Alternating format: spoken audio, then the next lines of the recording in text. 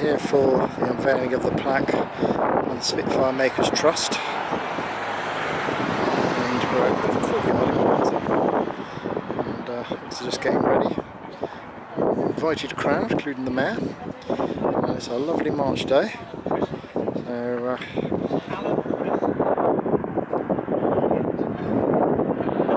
to begin with, we don't want any overspill into so take it there to cross the getting together outside the Nightingale pub. Ready for things to start.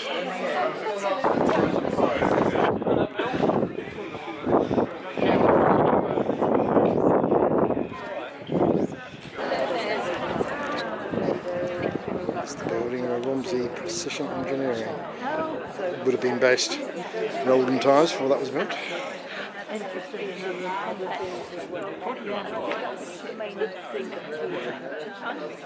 We're here because of the plane, the iconic fighter plane from World War II. This, in fact, is one called Southampton 2. And there was Southampton 1, Southampton 2, and the R.J. Mitchell, named after the first designer. And we're really pleased because Southampton 3, Portsmouth 2.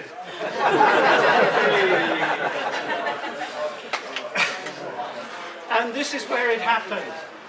Down on the banks of the River Itchen, where it all started, the Supermarine Works at Woolston. And they had a huge order for Spitfires, making them down on the banks of the Itchen. Not a good idea. They needed somewhere for them to take off rather than down the slipway. That's the before, and this is the after. After 2 days of bombing, first day, not one bomb hit the factory.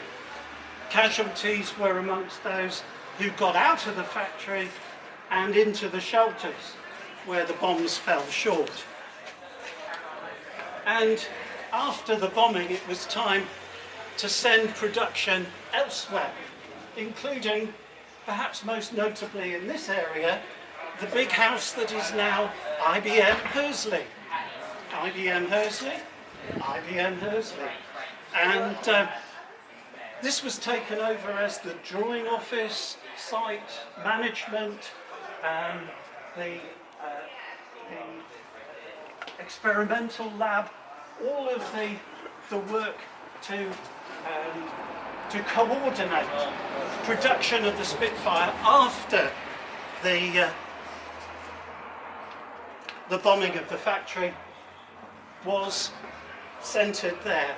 And just down the road in Hursley, at the back of the Dowager House, was this hut.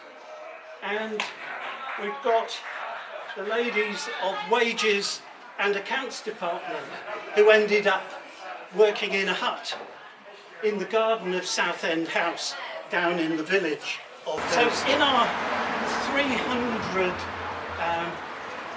examples of subcontractors, alphabetically under R, Romsey Precision.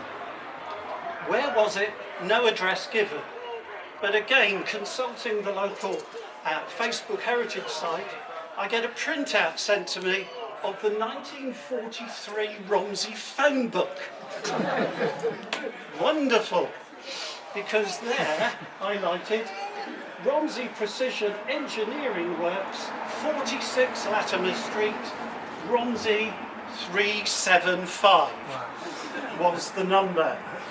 And looking from above, you can see these more closely if you want. Looking from above, we're down here at the corner of Station Road and Portersbridge Street and Latimer Street, and you can see the building in this aerial photo there.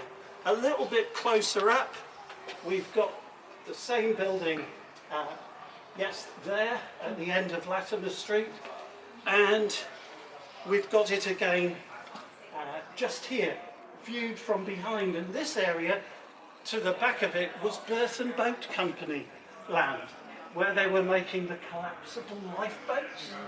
and collapsible bandstands, would you believe? So could we find out a little bit more photographically at street level? Yes, we could, because the fire station used to be there before it was put out past the station there. This was the fire station, just along where the car park is now. And that building there was Romsey Precision. Can we get even closer? Yeah, much better view. You used to be able to park your bike without a padlock. And there it was, right on the corner. That cottage there is that cottage there. And I would like to point out that that cottage there and this one here, if you turn around, you will see some lettering. It's much clearer on the one over the road. Can you see SWS? And it's actually on this wall as well, SWS. Romsey was, I won't say littered with these, graffiti SWS on the walls, but it signified a static water supply. If the mains water supply had been ruptured in a bomb attack, then there would be tanks of water for the firemen to use. I can only imagine, with a sign there and a sign there, that you are standing in the water tank right here. Mike at the back there. I didn't work there. I know I look old, but I'm not quite. Whose father Jack worked there. And Jack worked there, I think, age 16.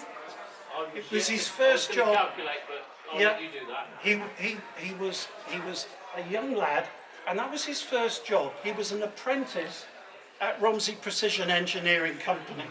Some years later, in the early 50s, he went to work for that nursery that became Hilliers, Will's Nursery.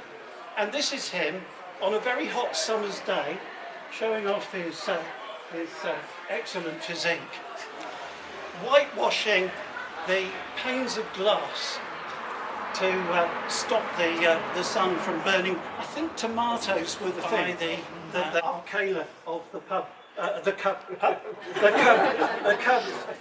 cub group, and £2.07 was raised and handed over to the New Forest Spitfire Fund. The New Forest Spitfire Fund was to raise money for this plane, sitting on the apron at Southampton Airport with the New Forest on the fuselage. And if whoever gave that sixpence would have got one of these, a Spitfire Fund badge. And if it was a schoolboy's pocket money, when he saw a Spitfire fly over, he could have looked up and thought, my rivet's in that, because a rivet would have cost just sixpence. Do you remember the signs?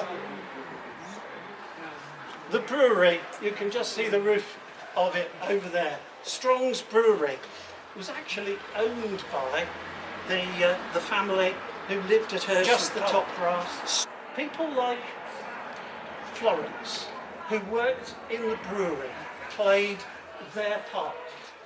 She was working there during the day, and at night she was on a rota to do fire watching at the brewery. And there's a whole account here in the BBC People's War of what you did. If an incendiary came down, you had to lay on the ground and spray them with your stirrup pump. People like Florence were doing their bit, and people...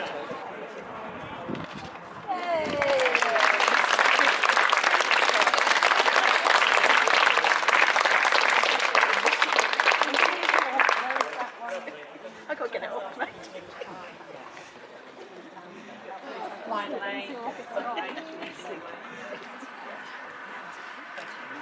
That is number 13. Spitfire Makers plaque. Number 14 is with the manufacturer and is going to be unveiled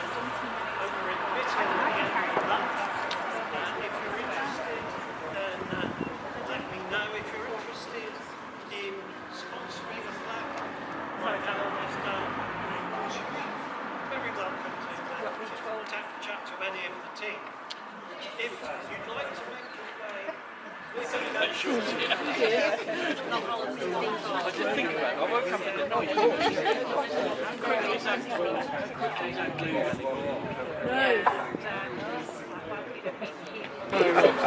We've got the big chain on, so that's good. No, I will not. Now we're at the reception in the town hall with a very interesting display.